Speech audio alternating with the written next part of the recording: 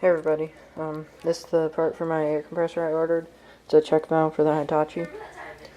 So I'm going to do a video of opening it and showing you it, but I'm not going to put it in this video. I will be doing that in a video later tonight. So, let me put you on my tripod here. And we'll open the box or the package.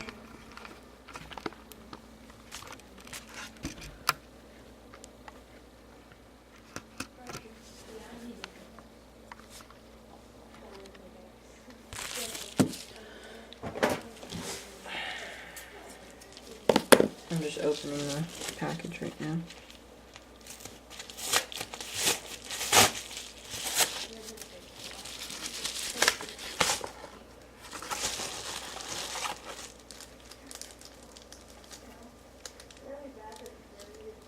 So this is all that was in the package. Is a rubber non-return valve, and it's part number 160582.